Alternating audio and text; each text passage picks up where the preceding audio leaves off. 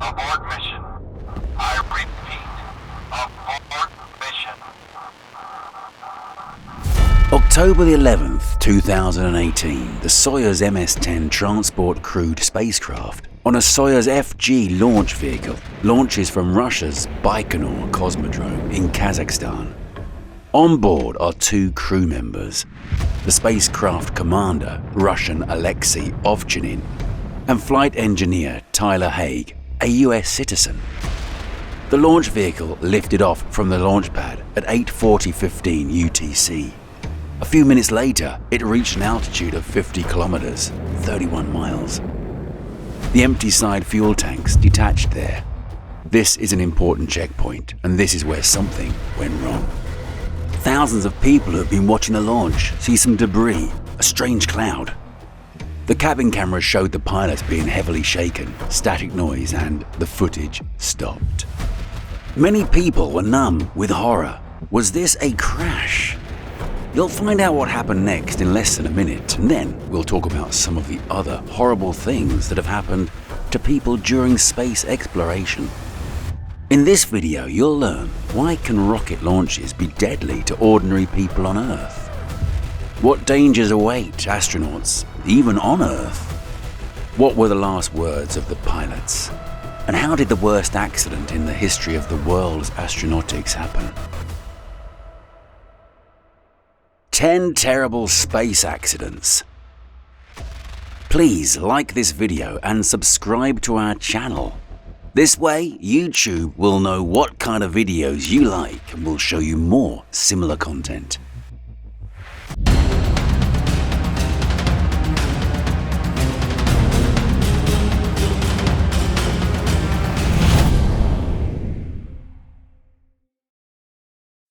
So for a moment, many people on Earth got the worst suspicions.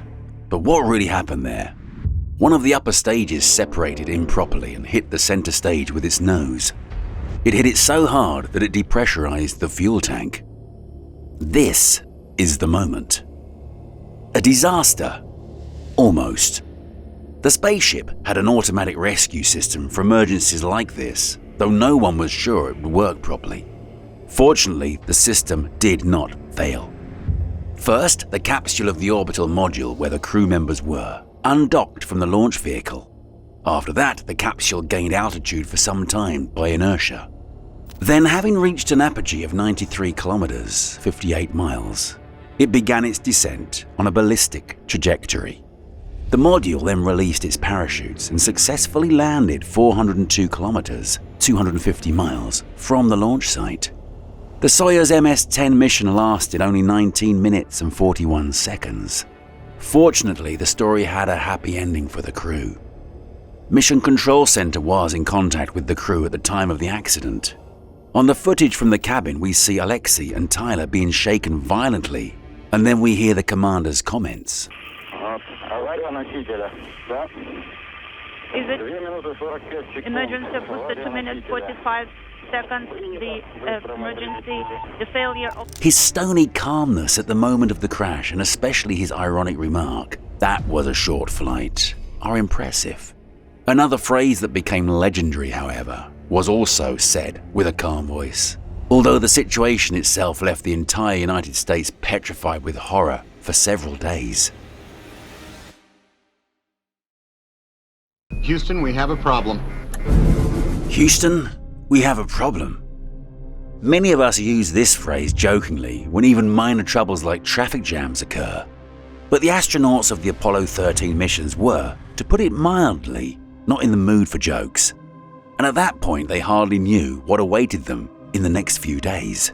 The phrase actually sounded a bit differently, and you'll soon hear the original record. But first, let's look back at those events. On April the 11th, 1970, 3 American astronauts went to the moon. These were the experienced Captain James Lowell and 2 rookies, John Swigert and Fred Hayes. It was the planned third landing of the Apollo mission. Many had grown accustomed to the frequent flights to the moon, and it seemed nothing could go wrong. On April 13th, about 56 hours after liftoff, leaving behind 80% of the way to the moon, that's when it all started. John Swigert was instructed by NASA's Space Center in Houston to perform the standard procedure of stirring the liquids in the oxygen tanks. He pressed a button and there was suspicious loud noises. The crew's first thought was that an astronaut's worst nightmare had just come true. A meteorite had flown into the lunar module. The astronauts quickly closed the tunnel hatch, but soon realized that it was not the meteorite. Having checked the sensors, they found that the oxygen tank number 2 was empty, and 2 of the 3 fuel electric generators, which produced electricity chemically from hydrogen and oxygen, had failed. The astronauts didn't yet know that they had not one, but many problems, and that instant they realized 2 main things. Oxygen is rapidly running out, and soon there'll be nothing left to breathe, because tank number 2 has literally evaporated, and the remaining reserve will not suffice. The only fuel cell left working is generating less and less electricity. This is when the crew reports the incident to the ground. Here's what those legendary communications sounded like. Okay, Houston, we've had a problem here. This is Houston. Say again, please. Houston, we've had a problem.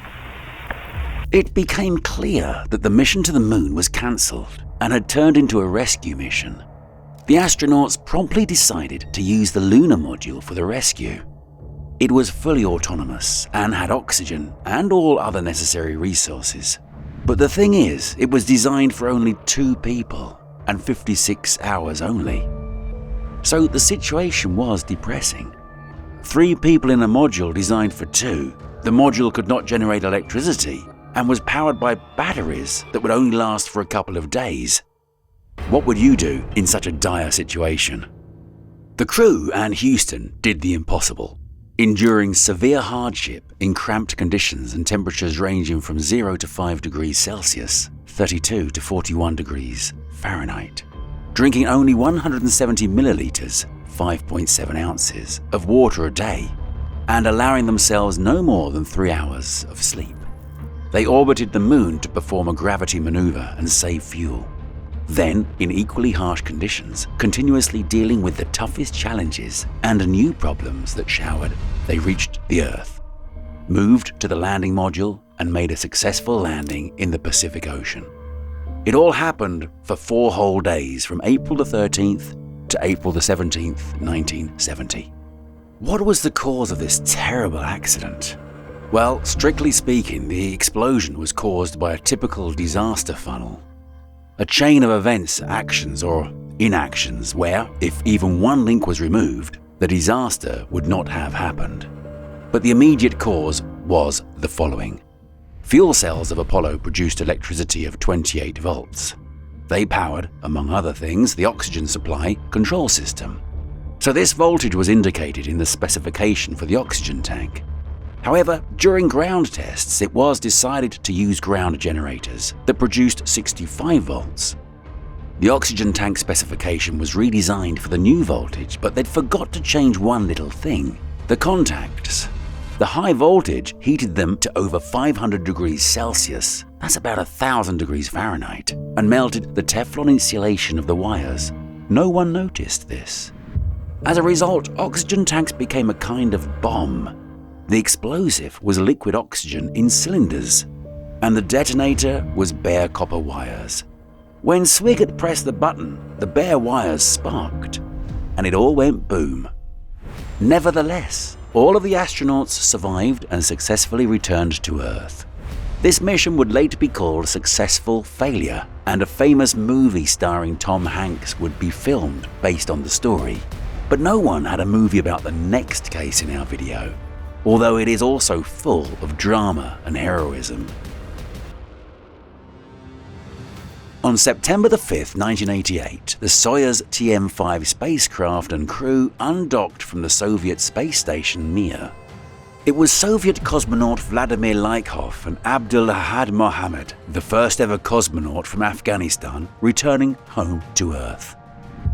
The orbital module undocked almost immediately, so that only the service module and the descent module with the cosmonauts were left. The engine for braking should have been activated afterwards, but it didn't happen. The horizon sensor did not confirm the required orientation of the spacecraft, and the engine could not start without it. After 2 revolutions around the Earth, the braking engines finally turned on. It would seem that the problems are over. Just in case, Lykhoff decided to check where the descent module will land if they descend from orbit in the current place.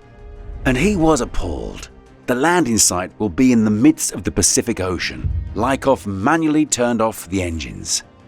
On the next turn, the engine started again, but worked only 6 seconds instead of the normal 200. And then another danger arose. After the engine is switched off, the preparation for undocking of the service module starts automatically as it is no longer needed for the descent. But it contains fuel, air reserves, and even the engine itself. That is, the cosmonauts could have remained in orbit without a chance to descend to Earth, agonizingly dying of suffocation. Lykhoff tried to manually restart the engine. The engine started, but it worked only for 6 seconds again and turned off. They were minutes away from the point of no return, and then Lykhoff commanded the onboard computer to cancel all dynamic modes. It's essentially like resetting the settings. The most important thing they managed to do was to cancel the unlocking of the service module and buy some time. And it was a life-saving decision because the cosmonauts stuck in orbit would really need the time. The Mission Control Center reported that the nearest suitable descent point would appear only in 24 hours. Lykhoff and Ahad were to spend 24 hours in a cramped module without food, water, and most importantly, without a toilet, because the orbital module had already undocked. The situation was aggravated by the fact that Mohammed had long refused to urinate directly into the spacesuit, pleading religious prohibitions. This was a death threat to Abdul.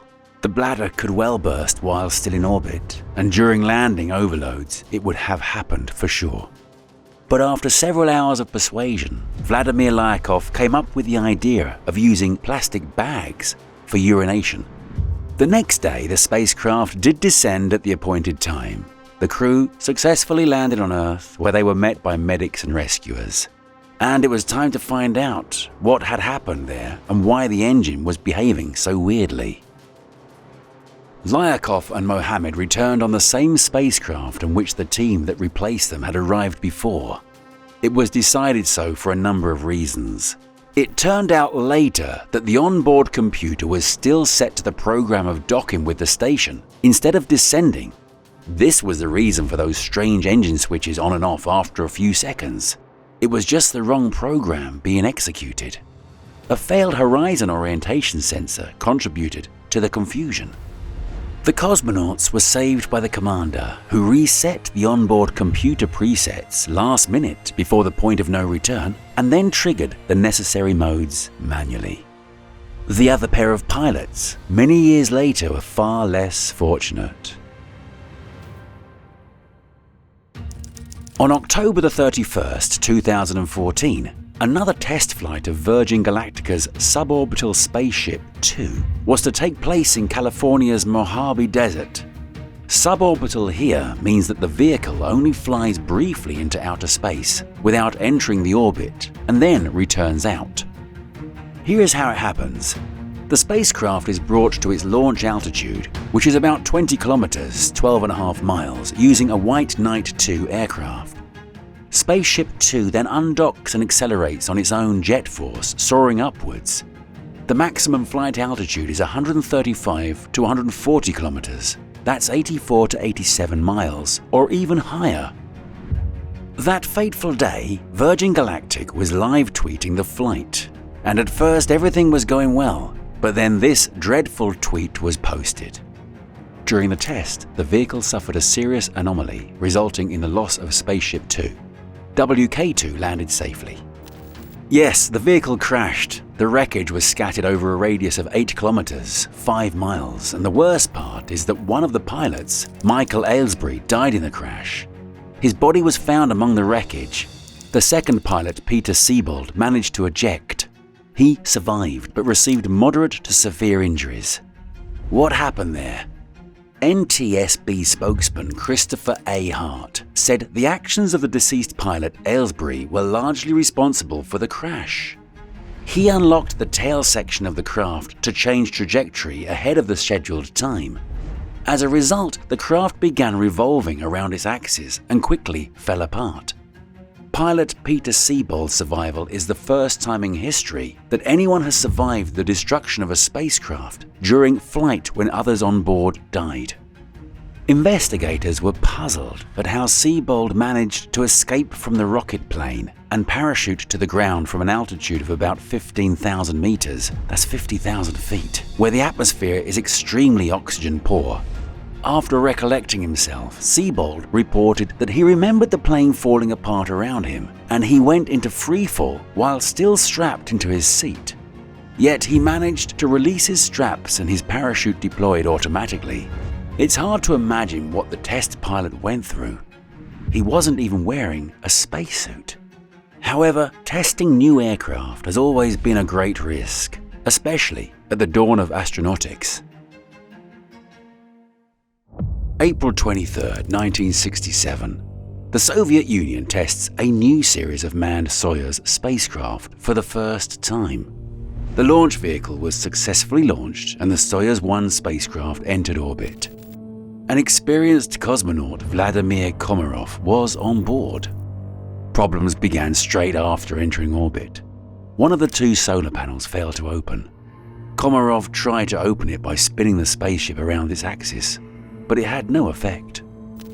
On Earth, it was decided to terminate the mission and they began to urgently develop an algorithm for manual control for the descent from orbit, as it was no longer possible to rely on automation.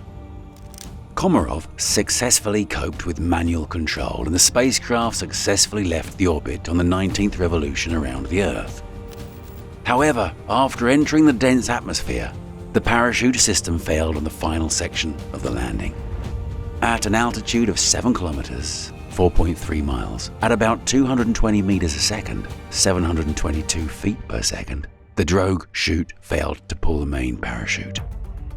At an altitude of 1,500 meters, 500 feet, the reserve chute deployed, but it didn't fill with air. The descent module hit the ground at about 50 meters per second, 164 feet per second. It was literally squashed. The cosmonaut, needless to say, died instantly. This crash was the first case of in-flight death of a man in the history of manned astronautics. The causes could not be reliably identified. The disastrous impact and subsequent fire left almost nothing intact of the descent module. The assumptions include breach of technology at the factory, deformation of the parachute tray walls due to differential pressure, deposition of volatile fractions of the thermal protection chemical agent on the polished walls of the tray. In any case, all three versions fall into one category: imperfection and underdevelopment of technology, which is quite probable since it was the very first spaceship in the series. The descent vehicle crashed just 65 kilometers, 40 miles from the city of Orsk. The slightest deviation could have resulted in a tragedy that would have claimed many more lives. By the way, such a terrible incident did happen many years later. On February the 15th, 1996, China's Long March 3B launch vehicle lifted off from the Xinjiang Satellite Launch Center. It was a seemingly simple mission, just placing the American telecommunications satellite Intelsat 708 into orbit. The rocket didn't even start to accelerate, but immediately turned off its normal course, turned around and fell near the launch pad. It wouldn't have been so horrible, but at the site of the crash there was a village with locals. The rocket collapsed on it with its fuel tanks almost full. There was a violent explosion. The Chinese government, through its official Xinhua news agency, reported that 6 people were killed and 57 injured. But look at these pictures of destruction. Western media speculated that the crash could have killed anywhere from a few dozen to 500 people. In particular, Bruce Campbell, a safety specialist at Astrotech Space Operations who was on the ground, reported that dozens, perhaps even hundreds of people gathered at the center's main gate near the crash site the night before the launch. They were wearing their most dressy clothes. People were hoping to witness a fascinating show. As reporters were being led away from the site, they had time to notice that most of the buildings were severely damaged or completely destroyed. Some witnesses noted that they saw dozens of ambulances and many trucks loaded with what may have been human remains being taken to the local hospital. The extent of the tragedy is still in dispute. Whoever's to blame for this tragedy, rocket launches are still very dangerous in and of themselves, irrespective of human error. However, mistakes and carelessness can lead to the death of astronauts even before they're about to go anywhere. This is the subject of our next story. 1967, NASA prepares the first manned expedition to the Moon. It was to take place on February the 21st, 1967. Astronauts Roger Chaffee, Virgil Grimson and Edward White undergo a series of training sessions. At the time, spacecraft were fitted with pure oxygen for astronauts to breathe, for many reasons including minimizing of weight of the ship, and that's exactly what was done in training vehicles on Earth. The fact that 100% pure oxygen can be very flammable didn't really worry NASA at the time. Moreover, there was experience of successful flights into orbit. The crew members, however, did worry. They repeatedly complained about the cabin full of flammable objects and clothes containing much synthetic material, which can accumulate static electricity. They told this to manager Joseph F. Shear many times. Some said it was the reason they made a jokey portrait of themselves with their hands folded in prayer and the caption, "It isn't that we don't trust you, Joe, but this time we've decided to go over your head." On that ill-fated day, they were to undergo a test on Earth, but in a real space module for a full flight simulation. This training dragged on for several hours. Things kept going wrong. At 6:31 p.m., people outside heard Ed White, their chief pilot, shout, "Fire," by radio. Then Grissom called, "We've got a fire in the cockpit." Much of what was said in those terrible seconds was distorted because of communication problems. But someone yelled something like, "We've got a bad fire." Then someone shouted that they had to get out. Then a scream, then silence.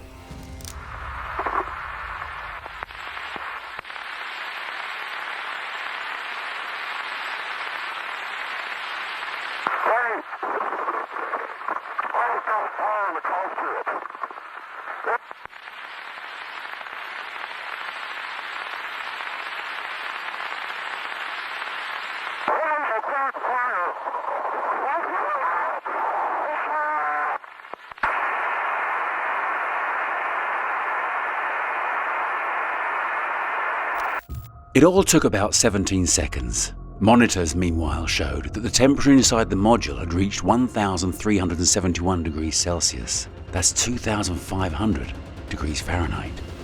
The poor astronauts didn't have any chance. Even the cockpit hatch was not designed to open quickly. It took almost 5 minutes to open it from the outside. Besides, the flames inside created great pressure and the astronauts' bodies were simply melted into the spacesuits. Engineers drew conclusions from the tragedy, and in the future, flight safety was greatly improved. Well, all safety instructions were written in blood. 4 years after the Apollo 1 tragedy, the other 3 space conquerors, this time Soviet, were about to return to Earth from the world's first orbital space station, Salyut 1. On June 29, 1971, the Soyuz 11 spacecraft began to prepare for descent. The hatch closed, but for some reason, the indicator showing that the hatch was open continued to flash. It was decided that the sensor at the hatch joint had failed. Then the sensor was blocked, and the tightness of the descent module was checked experimentally by relieving the pressure. Everything seemed to be okay. June 29th at 18:28 GMT, the spaceship undocked from the station but continued to stay in orbit for several more hours. At 22:35 GMT, the braking engine started. At 22:47, the orbital module and service module were undocked. The cosmonauts stayed in the descent module, and at this point, communications with the crew had suddenly broken. At first, no one suspected anything wrong. Moreover, 25 minutes later, the descent module landed smoothly on parachutes 90 kilometers, that's 56 miles, southwest of Karazal in Kazakhstan. But the crew still hadn't made a radio contact.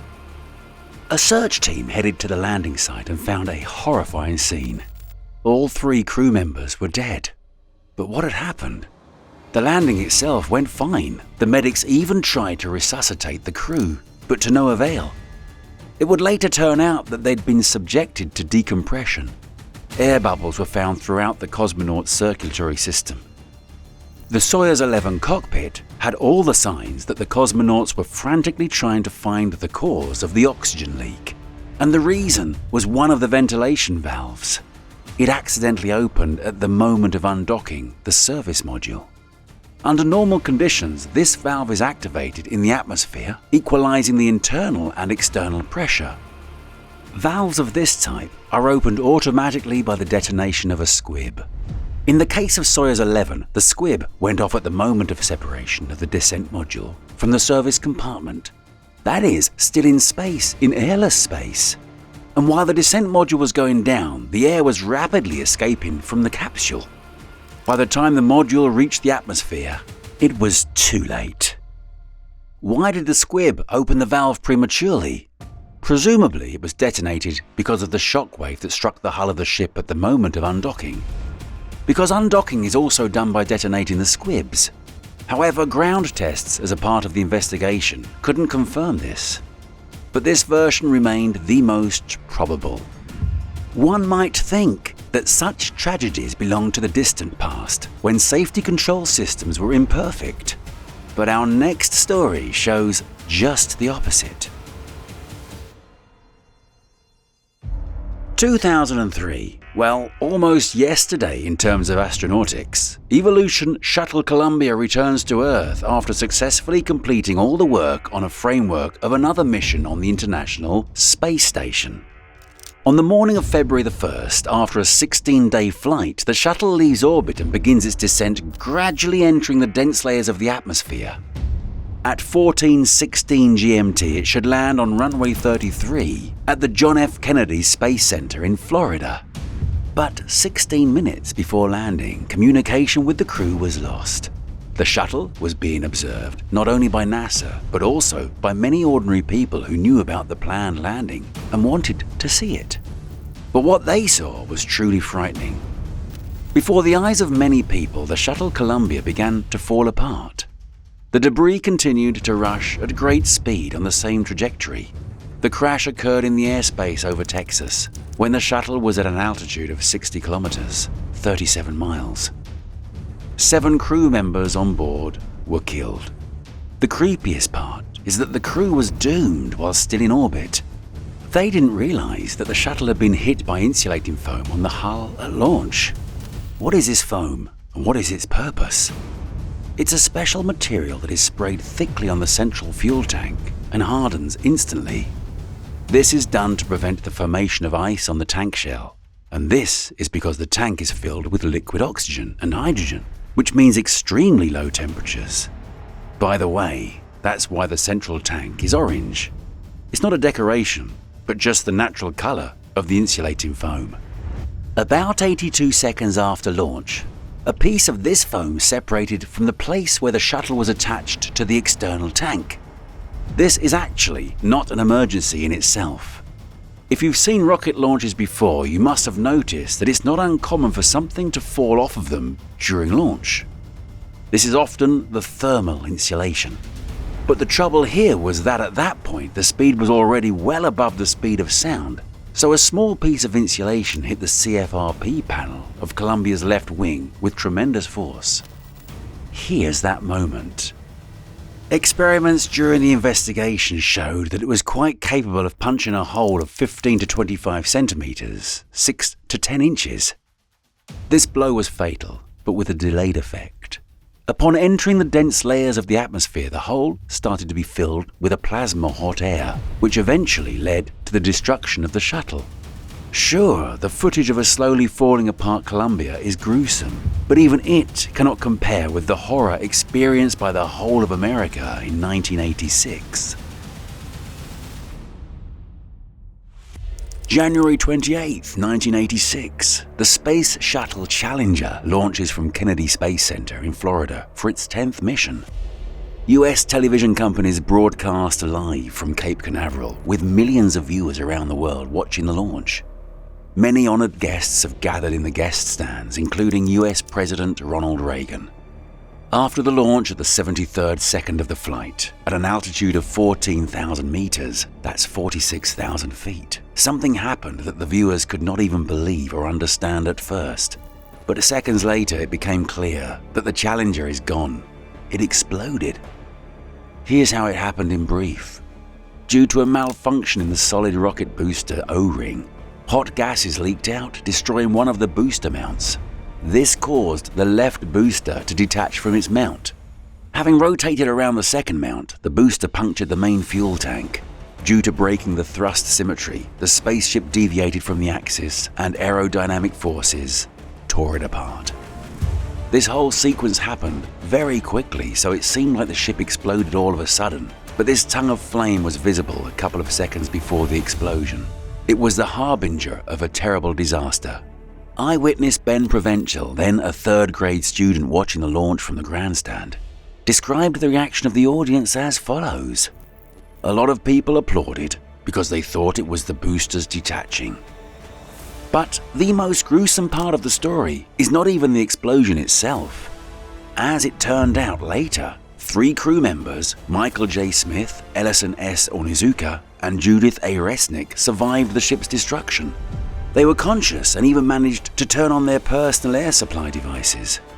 But the forebody of the ship they were in fell from a great height into the water, creating an overload of 200 G. The astronauts didn't have a chance. Hard to imagine how they felt in their last moments while still conscious.